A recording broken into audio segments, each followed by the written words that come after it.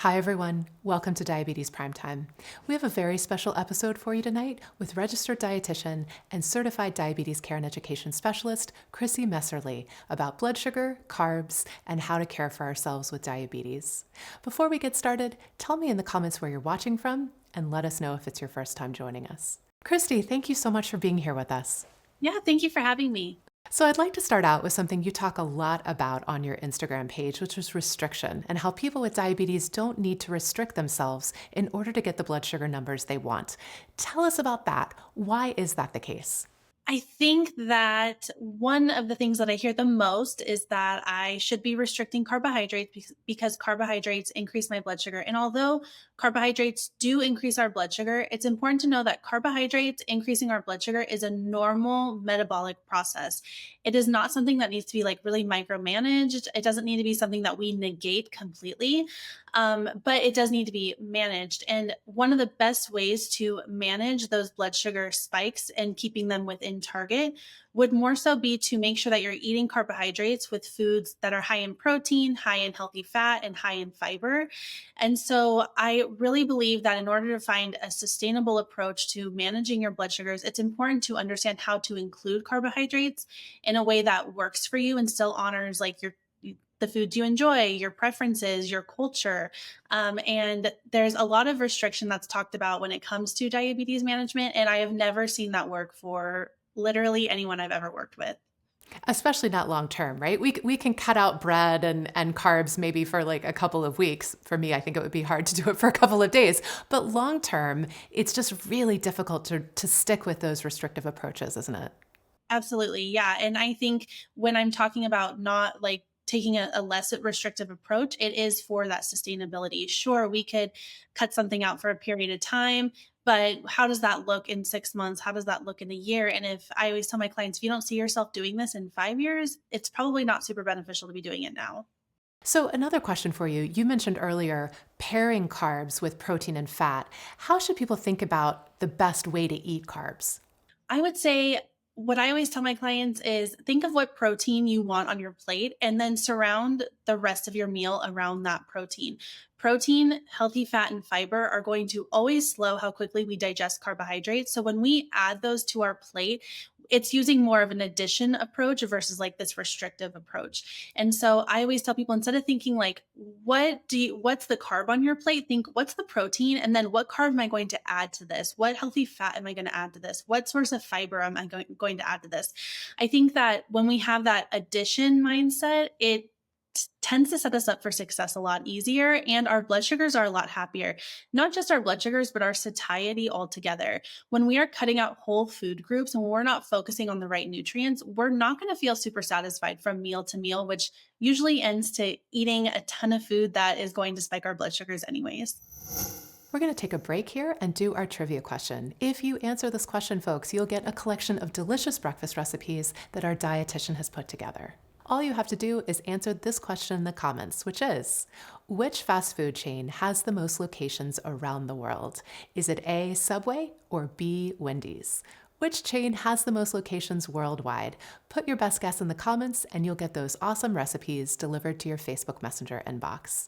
And if you can think of any friends or family members who might find this show helpful, be sure to tag them in the comments so they can watch too. Diabetes Primetime is brought to you by Rely On Community, an amazing program available exclusively to Walmart customers with a Rely On Premier meter. Get free diabetes tips, recipes, and support sent right to your phone. Click the link to learn more. So, are there certain carbs we should be focusing on? Like, are certain carbs better than others?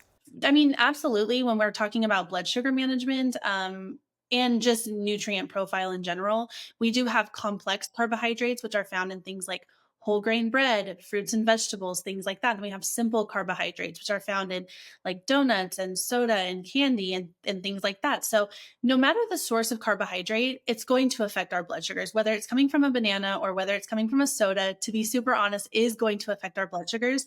However, when we're looking at complex carbohydrates, they have a lot of nutrients, plus they have a lot of fiber in them. So it's slowing how quickly that type of carbohydrate is going to be digested versus the simple carbohydrate, which will affect our blood sugars pretty rapidly. Usually, when someone is eating a diet that's high in simple carbohydrates, we see that their blood sugars are kind of on this roller coaster, really high, really low, and just kind of, and when our blood sugars are doing that, that's also affecting our energy and our fatigue and things like that as well, not necessarily just our blood sugars.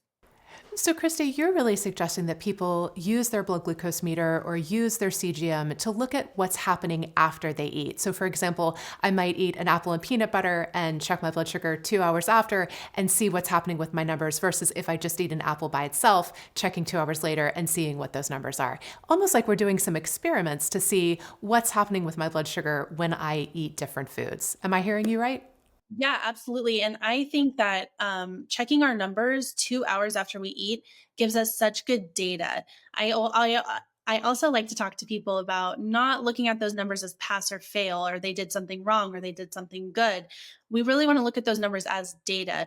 And we can see that data really, really clearly. If you were to eat something like a plate of pasta, check your numbers 2 hours after, eat a little less pasta with maybe some meatballs and like a side salad, and then check your blood sugar. You'll notice a drastic difference, not just in your blood sugars, but also in how satisfied you feel from that meal. So, I think we've all heard of the term diabetes police, where people give unnecessary and often unkind advice to people with diabetes. How do you recommend people deal with the diabetes police?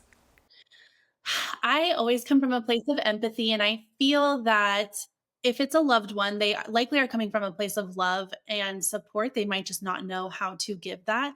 I like to think that most people that are giving their opinion is coming from a good place. Not saying that everyone's always coming from a good place, but if it is a loved one or a family member, I think it's important to set those boundaries on, I am able to eat this. I am pairing it with these, a healthy fat and fiber, sometimes educating the people around us.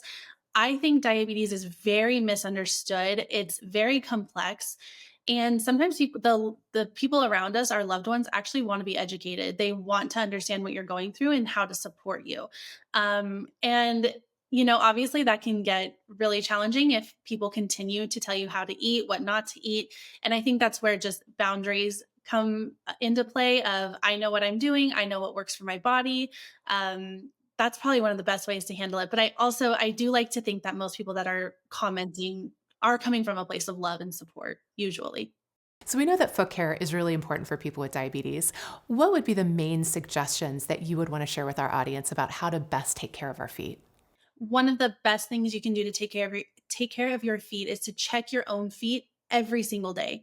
Whether you are someone who is experiencing neuropathy, whether you are not, whether you don't think that that's an issue, one of the best, most preventative things you can do is check your own feet every single day. That way, if something is wrong, if there is a cut, if there is an abrasion, you would see it and then you would know if it weren't healing, which would be a sign that you need to get into your doctor as soon as possible. One recommendation that I share, according to the standards of care, that most people are really surprised that I share is that you should be getting a foot exam done by your doctor at least once a year, if not more, depending on any issues that you have with your feet. I have worked with people who have had diabetes for 10 or 15 years and have never had a foot exam. And so when I bring up the foot exam yearly, people are usually really shocked that I am saying that they should be doing that. So between checking your own feet every single day and getting your yearly foot exam done, that is one of the best ways to prevent amputation or any diabetes foot complications. Okay, Christy, next question for you. How does exercise affect our blood sugar?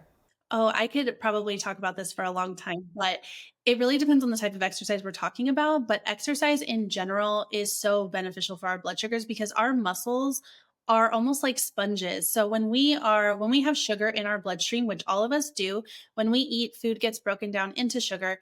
Our muscles are able to take in that sugar almost like a sponge, and it takes it out of our bloodstream and into the muscle to be utilized. So the more we are utilizing our muscles, the more we are moving our body, the more spongy those muscles can be in taking in that sugar. Yeah, exercise, and not to mention it is good. exercise is one of the best things you can do to reverse insulin resistance, which is the underlying cause of type 2 diabetes, and really increase our level of insulin sensitivity. I can't say enough good things about exercise. And it really doesn't have to be, I think when we think of exercise, we think like running on a treadmill or doing these really elaborate things. And the research doesn't really show that that is what's beneficial. What is beneficial is moving your body consistently every single day. That is what's going to support better blood sugars. And how much do we need to be doing? Like, is a 10-minute walk after dinner, is that helping? Or is it kind of one of those things, if we can't do 30 minutes, don't bother? I would say the 10 minutes is helping tremendously. And that is kind of what the research shows, that even just moving your body for 10 minutes after a meal is supporting your blood sugars. I also think that people get in this all or nothing mindset where I need to be exercising 30 to 45 minutes a day, 7 days a week, or it doesn't quote unquote count. And we know when we're talking about blood sugars or our bone health or anything like that, that it's actually the consistency that matters the most, not necessarily the time that we're doing the exercise for. So, what are the tests that people with diabetes should be getting done at each doctor's appointment? It depends on where that person is coming in from and what their A1C looks like. But most people living with diabetes should be getting an A1C checked every 6 months. They should be getting a cholesterol checked at least once a year, their kidneys checked at least once a year, and really like a whole metabolic panel at least once a year. Any abnormalities would probably show they should be getting that lab work done every 6 months. And is blood pressure also a number we want to make sure our doctor is checking in the office? Absolutely. Yeah, and most people with diabetes tend to have higher cholesterol and higher blood pressure. So even having a blood pressure cuff at home can be really beneficial. Most of us have what I like to call and what I've heard be called white coat syndrome, where we're really anxious when we're at the doctor's, which might negate that reading, and we might end up having a high number, whereas as at home we're not experiencing those high numbers. So even having a blood pressure cuff at home can be really beneficial. So, getting blood sugar numbers lower is a goal for most people with diabetes. What are your suggestions on how to get started getting those numbers lower? One of the best things I think that anyone can do is become educated on how to get those numbers lower, because that's going to look different from person to person. We all have different lifestyles, different cultures, different likes and dislikes. So I do think becoming educated, working closely with someone who can help you navigate how that diabetes management is going to work in your life versus how does it look just in general for everybody, because that generality is not going to be helpful, right? It's not an individualized approach. I also would say look at where you're starting. If you know that you're not eating protein with every meal, that's a great place to start. If you know you're currently not exercising, that's a great place to start. I think looking at areas of opportunity of where we can just start inputting things that are going to support our blood sugar management, we just start kind of inputting them into our life. And that definitely looks different from person to person. So, how can seeking professional support really make a big difference for people with diabetes? For someone watching at home who feels like they should be able to just figure this out on their own, what would you want them to know? I would want them to know that diabetes is very complex. I have worked in diabetes management for almost a decade and I am still learning. I'm still learning to understand how diabetes works in the body and how we can best support reversing insulin resistance. And I think that diabetes management takes a village. There are so many aspects to diabetes that really need um, professional care and attention. For example, like having a pharmacist on your team that can help you with your medication and how that medication is working in your body, having a primary doctor that you trust, that if anything is happening that might feel weird or off to you, that you can go to them for it. Working with a dietitian on your nutrition, working with a diabetes educator. Those are different aspects that you can't really find one health professional that can do all of those things. Us ourselves also cannot be the person doing all of those things and knowing all of those things with how complex diabetes is. Kristie, you have a program that you offer to people with diabetes, and we'll put a link to that in the comments. Tell us a little bit about it. Like, how does your program help? I actually run quite a few programs at different price points and trying to meet different people where they are at. One of my signature programs, though, that I find to be the most helpful, whether someone is newly diagnosed or has had diabetes for a while, but maybe hasn't had the education that they desperately want and need, would be a 12-week group coaching program that I teach. And we talk about everything from nutrition to exercise to stress to actually body image and how diabetes can affect our body image.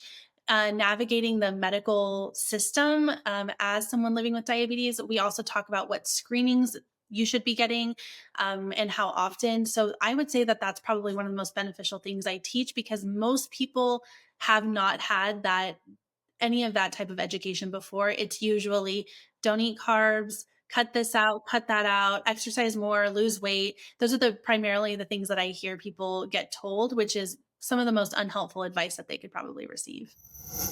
In case you're just joining us, we're here with dietitian and certified diabetes care and education specialist, Kristie Messerli, talking about blood sugar, carbs, and how to care for ourselves with diabetes.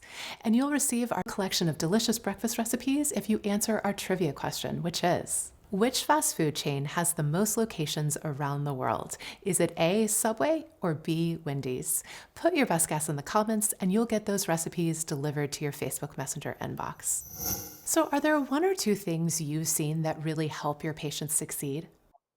Definitely. I would say one of the most important things I've seen that have helped my clients succeed is pairing their foods together, meaning starting with a carbohydrate, adding protein, fat, and fiber to their meals.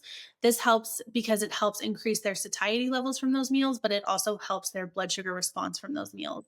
Something else that I have found to be extremely useful for my clients is to increase their physical activity, whether that's 10 minutes a day, 20 minutes a day, even if it's just every other day. Increasing the amount that you're moving your body is always going to support your blood sugars. Many of us don't have a lot of time at home to cook, or maybe we just don't enjoy cooking. When we're eating out at a restaurant or a fast food place, what are some tips to get a more nutritious meal? I don't love, most of us have heard of the plate method. Fill half your plate with a non-starchy vegetable, a fourth of your plate with a protein, a fourth of your plate with a carbohydrate. I don't love that advice. But in the context of eating out, I think it can be one of the most useful tools because you can visually divide your plate and make sure you are getting a good source of protein, you are getting enough fiber, and then you are still including that carbohydrate. Most meals takeout or at a restaurant are going to be very carb heavy. I've actually created a fast food dining out guide. And when I was creating that guide, I tried to stick below 65 grams of carbs, above 30 grams of protein, and above 5 grams of fiber. And it was actually extremely challenging for me to do that. And when I was creating the guide, I was like, dang, like most of the food were 100 plus grams of carbohydrate, a lot lower in protein, almost zero fiber. And so when we're really preaching like that fiber and that protein, and then when I was looking at it on nutrition menus at all these different restaurants across the country, I wasn't finding those guidelines anywhere. So it has to be something that you do really intentionally when you go out. I also believe it depends on how often you're going out. If you're someone who goes out every once in a while and you just really want like a plate of pasta and you're just going to enjoy it, I think that's great. But if you're someone who goes out to dinner with your family multiple times a week or at least once a week, or if you're someone who like goes out to pizza every Sunday, it's important to understand how does that now fit in to still manage your blood sugars, but also honor that tradition you're doing with your family. Kristie, you have some great advice on simple swaps of groceries that can make our meals nutritious. Would you share a few of your favorites with us now? Definitely. I would say one of my favorites, and probably because it's something people with diabetes are told not to eat, is pasta. I love how there are a few brands of pasta that have now come out with a high protein, a high fiber pasta. That's one of my favorite swaps. I think that most of them, I won't say all of them, most of them taste delicious. And you are, again, you're adding those blood sugar stabilizing nutrients to a pretty high carbohydrate food. And so by adding those blood sugar stabilizing nutrients, it makes that pasta more blood sugar friendly than if you just went with the regular version. I also am a huge, huge fan of convenience foods. I think it's great to keep frozen meatballs on hand, deli meat on hand, things that, again, those blood sugar stabilizing nutrients that make it easy to add to something that we're already doing. A few other swaps, yogurt is definitely an area that most of my clients struggle with when they first come to me. There are so many different yogurts out there. Most of them are going to be pretty high in sugar. And even if they're high in protein, and you look at that sugar content and it has like 15 grams of added sugar, that's quite a bit of sugar. So I love some of the newer yogurts that have come out. Chobani Zero Sugar is a great one. They taste delicious. The Too Good yogurt, also delicious. And both of those have, I think, less than 2 grams of sugar in them. I have to put in a plug here. The high protein pasta from Barilla is also delicious. I mean, now when I have regular pasta, I'm like, it doesn't taste as good as my protein pasta. So yeah, I those are agree. definitely some great suggestions to explore. Kristie, what's your opinion on protein powder? Is it something people with diabetes should try? I think protein powder is great as long as someone likes it and it makes it easier for them to get that protein in. I think that people really struggle at first to get enough protein. And so I think protein powder, protein drinks are sometimes a great tool as long as someone enjoys it, right? Like I wouldn't want someone to be adding protein powder to something if they are like, ugh, it makes it taste gritty or I don't like it. Because then how sustainable is that? I have a lot of clients who will add protein powder to things like oatmeal. Oatmeal is going to be a low protein breakfast. And a really easy way to boost that protein up a little bit is to add a protein drink to it or a protein powder. So I definitely think protein powder and protein drinks have a place as long as someone enjoys them and they're finding ways to add that to meals that they're already eating. So, when we have a good plan of what we're going to eat during the week, it is so much easier to eat better and stay on track. What are some grocery staples that you recommend people with diabetes always have on hand so they can throw together a quick meal that's also healthy? I love keeping canned vegetables on hand.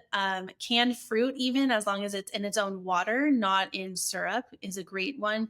Beans, canned beans, high in fiber, high in protein, such a powerhouse of nutrients. Canned beans are. I also think keeping like quick cooking rice and the protein pasta is another great one.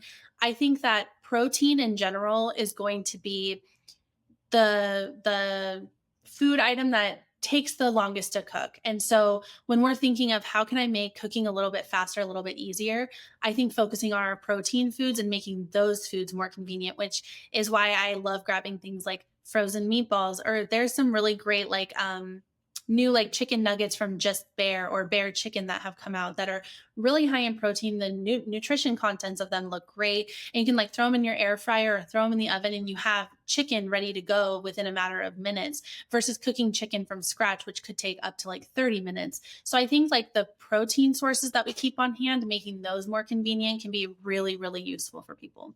So, there are several GLP-1 medications on the market right now. Give us an overview of GLP-1 medications and how they work with diabetes. So the GLP-1 medications can be phenomenal for blood sugar management, and most of them are given once a week. They're a once weekly injection. There are once a day ones, but once a week injections can really help people be more consistent with their medication because it's not something they have to remember every day. They just have to remember every week. Basically, GLP-1 medications are slowing how quickly food is moving from our stomach into our small intestine. And some of the GLP medications work by helping insulin be released from our pancreas only in a glucose dependent manner, meaning only when we've eaten something is that medication helping our pancreas release that insulin to get that sugar out of our bloodstream and into our cells. So a lot of there can be quite a bit of side effects with GLP-1 medications, and that's not for everybody. GLP-1 medications, a side effect is weight loss. It is not FDA approved for weight loss. Weight loss is actually a symptom or a side effect of the medication, mainly because the food is taking so long to move from your stomach to your small intestine. You're just staying fuller a lot longer. And so GLP-1 medications have been shown to be extremely useful in blood sugar management. Where I feel more frustrated is when someone is not told the amazing benefits that can come from being on one of those medications or how it works for blood sugar management because it's being given for weight loss only. So, what nutritional information do you think is crucial for people to understand when they're starting a GLP-1 medication? I love this question because I think when someone's put on a GLP-1 medication, they're also not given the nutrition recommendations that come along with a GLP-1 medication. When you are on a medication that is slowing how quickly food is moving from your stomach to your small intestine, that can cause constipation. That's a huge side effect. So we want to make sure you're eating enough fiber and drinking enough water. A couple of side effects of a GLP-1 medication is also nausea, vomiting, just not just like GI upset in general.